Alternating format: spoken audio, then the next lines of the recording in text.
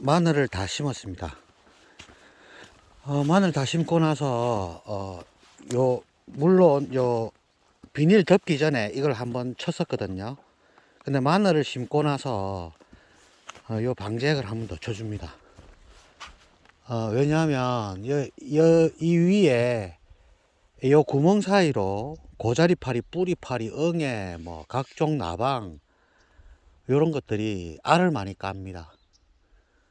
알을 까면 그게 부화되면 구더리처럼 그래요. 그게 뿌리를 갉아먹습니다. 그리고 곰팡이가 만약에 쓸면 마늘, 양파, 대파, 쪽파 이런 거는 곰팡이에 상당히 취약합니다. 이 곰팡이병 때문에 뿌리 흑색 썩은병 뭐 이런 거 다 곰팡이병이거든요.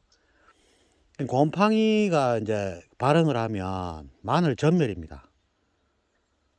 뿌리 흑색 썩은병 이런 거는 완전히 뭐 치료 불가죠. 그래서 미리 방지하는 수밖에 뭐 별 도리가 없습니다. 그리고 이제 요런 거 이제 좀 자주 쳐주고, 자주 친다 해봤자 일주일 간격으로 꾸준히 쳐주면 최고 좋고요. 우리 방제액은요, 이거는 화학농약이 아닙니다. 일주일에 한 번씩 쳐주면 제일 좋고, 보름 정도에 한 번씩 쳐줘도 좋습니다. 근데 초기에는 조금 자주 치는 게 좋습니다. 마늘 자체는요, 화학농약을 쓰지 않으면 재배가 불가하다 하거든요. 근데 저는 농약 친 적 한 번도 없습니다. 마늘에. 뭐 안 나오면 안 먹고 병들어 죽으면 뭐 죽는 대로 이렇게 합니다. 그런데 크게 실패한 적이 없습니다. 요걸로. 요 방지액이 뭐냐 하면요, 요게 뭘 섞었냐 하면요, 니모일, 할미꽃 뿌리 우린물, 고사물 인물, 목초액, 바닷물, 유황, 그 다음에 식용 베이킹소다. 식용 베이킹소다입니다. 그걸 한꺼번에 다 섞었습니다. 그래가지고 치고 있습니다. 베이킹소다도 식용이 있고요. 그 다음에 세제용이 있습니다. 세제용에는 표백제라든지 연마제라든지 이런 게 들어있을 수 있잖아요. 그러니까 쓰시면 안 되고요. 우리 먹는 거잖아요, 그죠? 그러니까 식용 빵 굽는 데 쓰는 거 있죠. 우리 쪽자, 오징어 게임 할 때 그 쪽자 막 해가지고 그 별 골라내고 뭐 그런 거 있잖아요.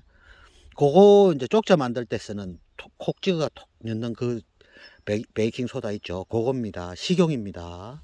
그걸 쓰세요. 사람들이 의심하는데요. 제가 손을 한번 담가 볼게요.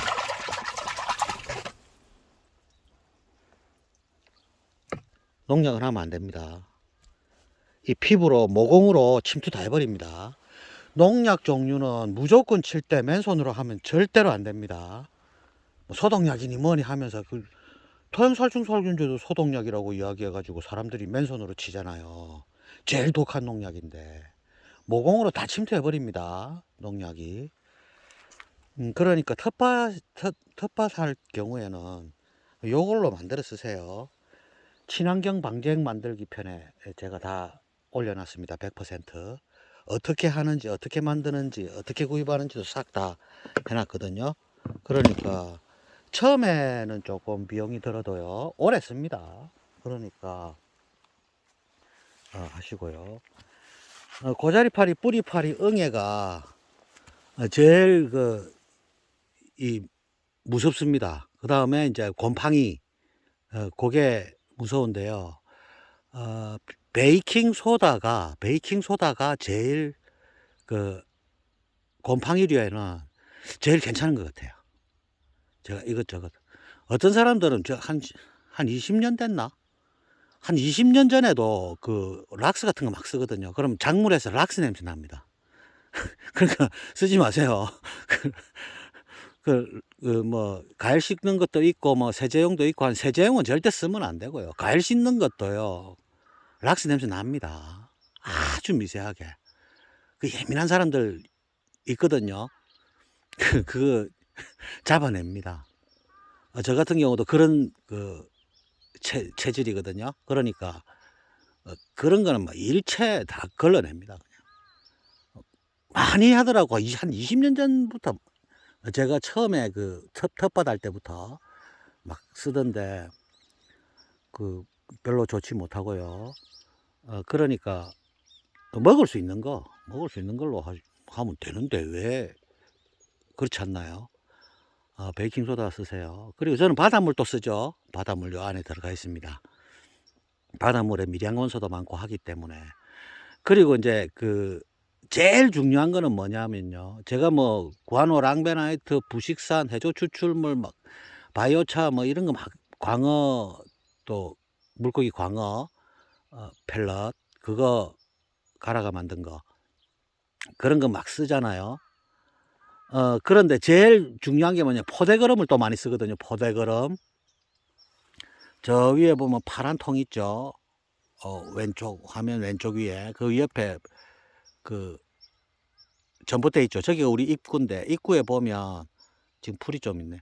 하얗게 포대거름 꽉 재놨습니다. 저는 2년 된 걸 씁니다. 매년 한 300~400개씩 사거든요.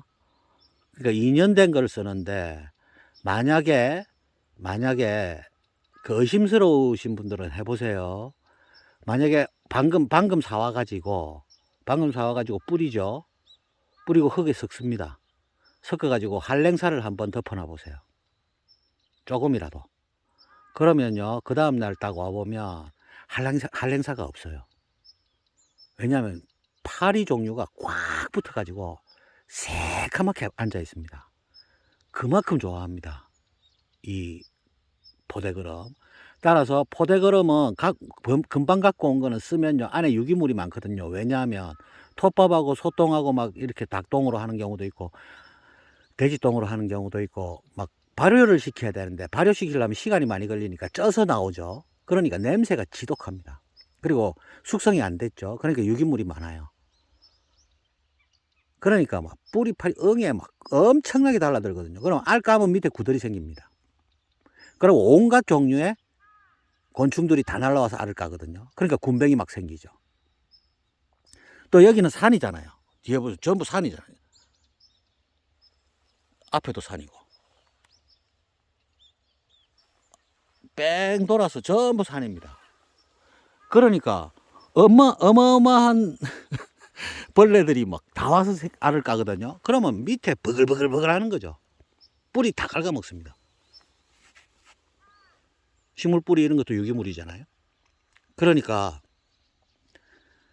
그 바로 갖고 와서 쓰면 안 되고요. 무조건 1년 이상, 저는 2년 된 걸 쓰거든요. 1년 이상 숙성시키면 미생물이 전부 분해를 다 해버려요. 그러면 안 날라옵니다. 1년 정도 돼도 냄새 조금 나거든요. 그거는 괜찮습니다. 섞어주고 우리 방제액 저거 쳐주면 괜찮더라고요. 근데 2년 정도 돼버리면 완전히 숙성되거든요. 안에 하얀 그 곰팡이가 1년 정도만 지나도 하얀 곰팡이가 팍 쓸어 있거든요. 그게 백강균입니다. 알 같은 거 다 뚫고 들어가 버려요.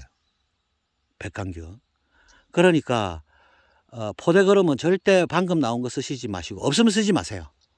구안호 랑베나이트 막 이런 거 있죠. 앞에 제가 친환경 유기농 밑거름 총정리편에 있는 거 있죠. 그거만 써도 돼요.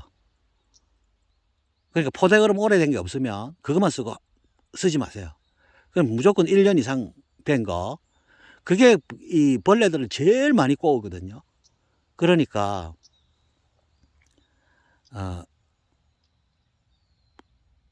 뿌리파리, 응애 뭐 이런 거, 고자리파리 이런 거 처치하는 데는 그 포대거름을 오래된 걸 쓰는 게 제일 좋습니다. 그리고 우리 방제액 효과 있습니다. 여기는 쪽파 심어놨다고 그랬죠. 제법 많이 올라왔죠. 저 위에 김장할 때 쓸 거는 저 위에 있고요. 요거는 이제 겨울 넘겨가지고 봄에 빼먹으면 당도가 어마어마합니다. 그리고 가로로 무너집니다. 가로로. 세로 이렇게 쭉 세워놓고 가로로 무너져요. 질기잖아요. 사 먹으면. 안 질겨요. 유기농으로 키우면.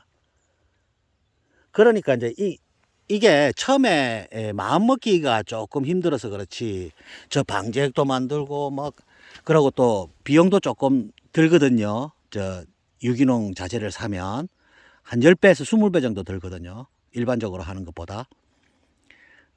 그러나 한번 해보면요, 다르게 못합니다. 왜? 맛있기 때문에. 정말 맛있습니다. 마늘도 사람들이 깜짝 놀래요. 그 정도입니다. 안 드셔보시고 그런 말씀하시면 안 되고요. 꼭 이렇게 키워가지고 드셔보세요. 많이 심었죠. 아이고 심다고 죽을 뻔했네. 그래도 혼자 잘하고 있습니다. 뭐 이 정도만 하면 뭐 적당량 됩니다. 우리 지속적으로 제가 여기 11년째인데 초창기부터 이렇게 드시는 분도, 우리 농작물만 드시는 분들이 있거든요. 제가 우리 먹으려고 이걸 하기 때문에 우리 먹는 거는 싹 다 종류별로 다 키우거든요. 한 천 몇백 평 되는데 짓는 것만 천 몇백 평 됩니다. 천 몇백 평을 노지에서 유기농으로 하기는 상당히 어렵습니다. 유기농 코너에 파는 거 전부 그 하우스죠. 유기농 그 하우스에서 다 키웁니다. 근데 노지에서 유기농을 하는 게 쉬운 거는 아닌데요.